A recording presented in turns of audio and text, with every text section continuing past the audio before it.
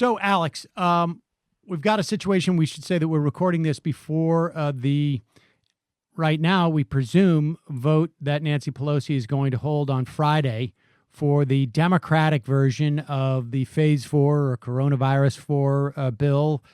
She's calling it the HEROES Act because I guess why not be as ham-fisted as possible? It is a $3 trillion bill. It's largely a messaging bill.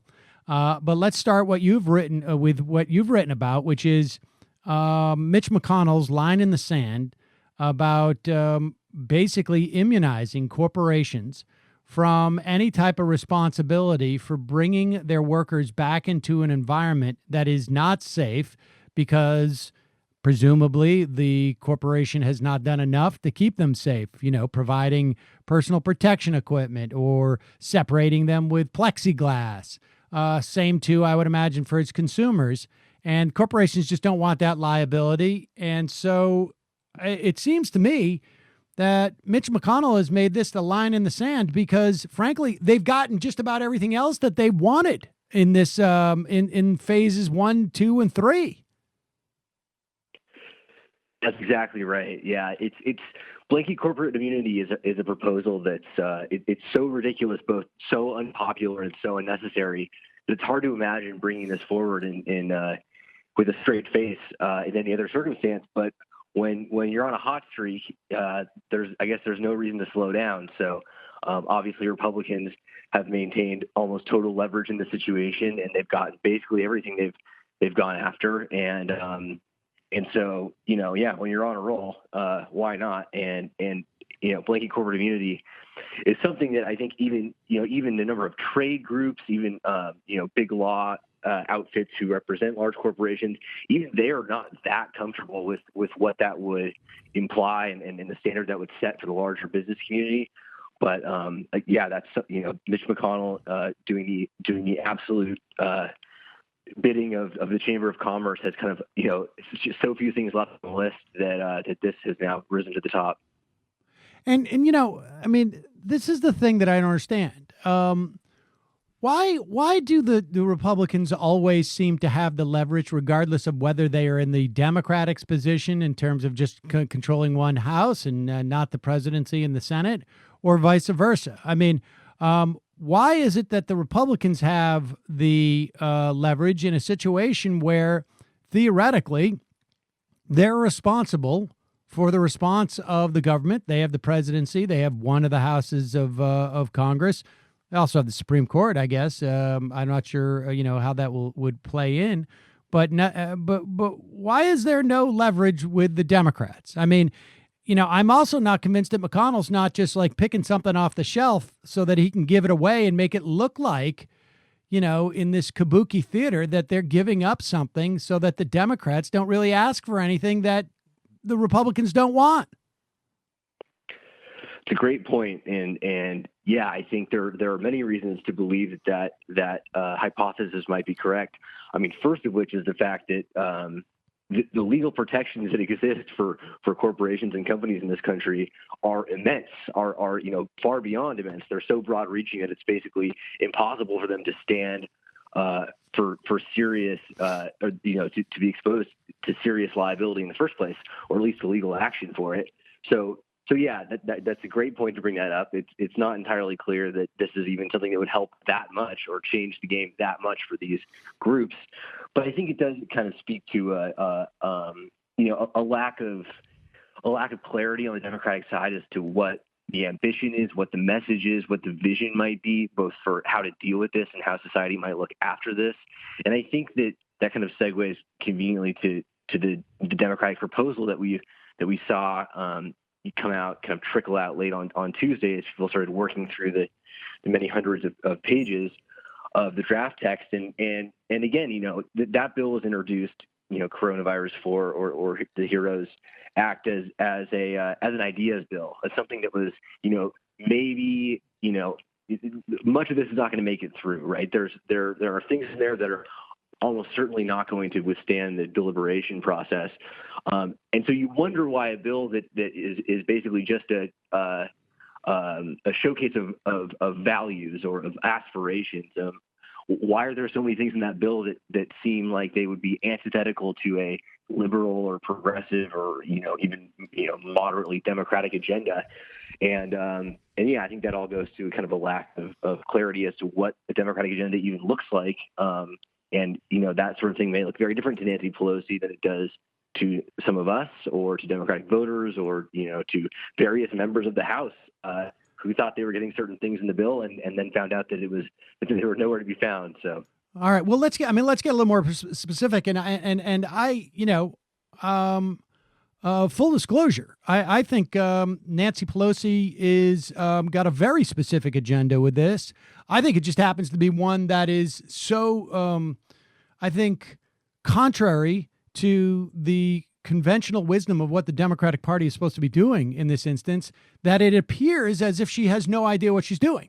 I mean, I think it's that bad, frankly, because first off, let's just start with this. There is, like you say, this is a messaging bill, right? We know that, and McConnell's already said this is dead on arrival. And why does McConnell say it's dead on arrival? Because he doesn't want it discussed. He doesn't want any of these asks by the Democrats to be contrasted with what Republicans will give, because he is concerned that there may be some stuff in that bill that it's embarrassing that the Republicans won't do, right? Let's say like contact tracing or what, and these are elements of the bill. Sending money to states and municipalities. But the fact of the matter is that Nancy Pelosi has basically told her caucus, we got to pass this on Friday because we need to do it urgently. Well, of course you don't need to do it urgently. The Senate's not going to take it up, period. And the Senate is not inclined to do anything till well after Memorial Day. The fact is that the longer this bill is floating around and being debated, the more of a message that it starts to talk about, right? I mean, how do you have a messaging bill where nobody even discusses it after Friday because it's passed and it's dead on arrival and end of story? And so I think, and you've got Pramila Jayapal saying, hey, we want time to digest this. She's saying, no, we've got to go quickly. I mean, that's just from a process standpoint. I think that is showing her hand. Then let's go through some of these things. We're talking about, it's a $3 trillion bill. Almost $1 trillion of it goes to cities and states. That's needed. But what's the other $2 trillion? Well, there's an array of provisions in here that are, some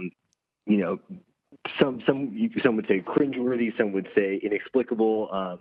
I would say many of them are unappetizing, to say the least. So yeah, that the good stuff. Money for states and municipalities, incredibly important, obviously essential stuff. The devilish details are kind of deeper in the bill, and chief among them, I think, is there's a provision that would bail out corporate lobbying shops, and so all of the K Street lobbying firms would be eligible for paycheck protection program funds. That actually would extend also to 501c4, which are dark money organizations. So you have a pretty healthy bailout for the lobbying and dark money arms of the political process, which is, those groups don't tend to be, particularly enthusiastic about progressive aims or even, Democratic politicians in general. There's a bailout of mortgage servicers, which is, another thing that, if you remember the last time we went through economic crisis, this is this sort of thing is going to give you PTSD. The idea that we again need to bail out these mortgage servicers, despite the fact that they're already getting quite a substantial help from the Fed. We have massive subsidies for private health insurance companies in the form of Cobra subsidies, and that's not even exhaustive. We can go down the list, and there are things that I think are more palatable for some. There are obviously a handful of different tax breaks for the wealthy in terms of SALT deductions and in terms of let's just park it there for a minute, right? Because one of the things that Jayapal wanted was a proposal. I think it was about $650 billion to, instead of having this sort of Rube Goldberg contraption where banks end up loaning money to small businesses And if they spend 75% of the money that they borrow from the bank, then it's they spend 75% of it on payroll, then it's forgiven. And having all of this sort of like rigmarole in terms of applying for the bailout, Jayapal would just pay companies to pay their workers to stay at home. And that was considered too complicated and too expensive. Meanwhile, Richard Neal, who is basically Nancy Pelosi's guy on taxes, and so also true of the healthcare industry, Neal is proposing some type of tax credit scheme that's worth about half that. But of course, the SALT clawback helps only the top 10, 20%. I mean, almost 90% of the benefits go to just extremely wealthy people in places like New York and California, all well and good. But I mean, we're spending money on tax cuts there and denying people the ability to maintain businesses, to maintain their employment, even if they're not doing anything for that employment at this moment. And then on top of it, we've got now about 30 million people, maybe I saw Axios was reporting this week, maybe it was like 27, 25 million people without health insurance because they've lost their employee-sponsored health insurance. And instead of coming up with, coronavirus care or just like expanding Medicaid for these people, we are now subsidizing health insurance companies. This is the Democratic bill to pay for the most expensive health insurance product, I don't know, known to man. Cobra. Like, has there ever been in the history of the world a more expensive insurance product than Cobra? And we're subsidizing that. This is just, it's bizarre. It is, it's kind of the perfect nexus of extremely inefficient, extremely expensive, and also extremely unpopular. So, there's not a person on earth, I think, has ever exalted the Cobra benefit as something that they are particularly enthused about. So just, even from an optics perspective, again, it's a sort of thing where it's kind of a head scratcher. It could indeed prevent people from losing their health care if they've been fired or laid off during this time. But of course, if you could just have prevented them from getting fired or laid off, or if you want to allocate, a gargantuan sum of money to provide healthcare for people, there are much more efficient ways to do so rather than routing it through, United Health Group or Blue Cross Blue Shield or whoever else. So yeah, it's kind of confounding on a number of levels, and again, there may be some marginal benefit to it. There may be some marginal benefit to the SALT repeal, but again, it's so circuitous and so inexplicable when there are these very simple solutions. To seek these out is extremely confounding and I think very frustrating for a lot of people involved. Absolutely. I think I'm displaying some of that frustration. And we should say, like, yes, if you give tax cuts, there is usually some stimulative benefit. But of course, you're giving it to the wealthiest people in the country, and it is not targeted. And I mean, there's only so many things you can buy, on Amazon. You're not going out and buying another house on this stuff. And so it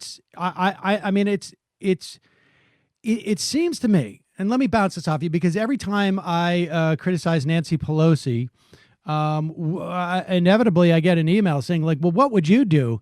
And it just seems to me that, like, if you were going to do a messaging bill, right, and presumably it is the idea of the message is you're building your brand and you're contrasting it with the brand of your main competitor, which is the Republican Party.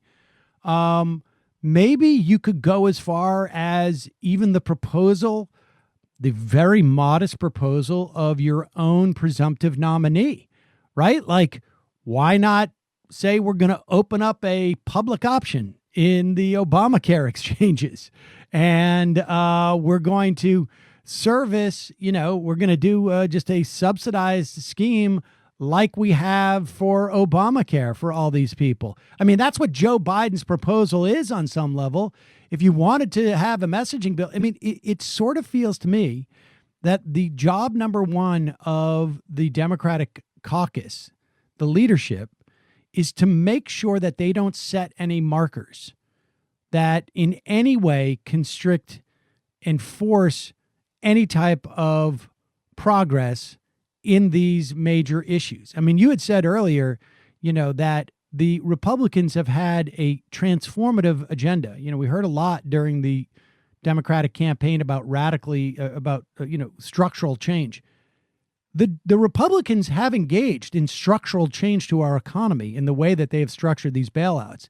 And Democrats have just stood by and allowed them to do so. We're going to have much more monopolies. We're going to have much more successful corporate interests because of the way that they doled out this money.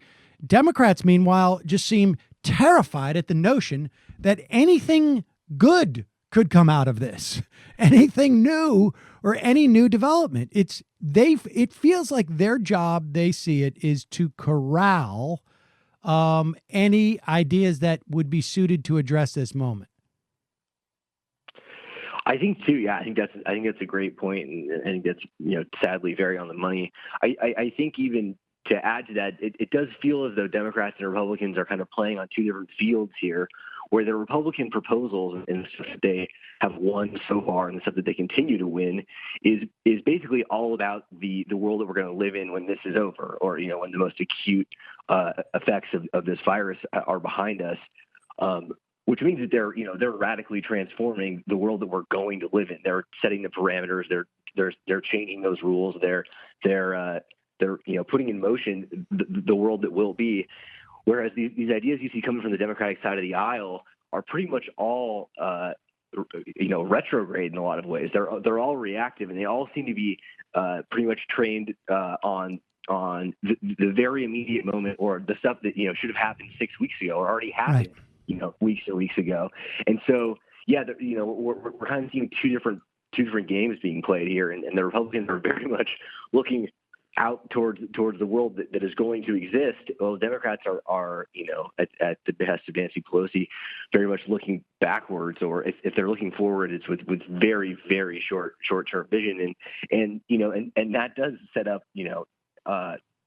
horribly for a potential Biden administration if Biden were to win. The Republicans will have already set the terms on the world that he is going to inherit, or would inherit as president. So yeah, it's not.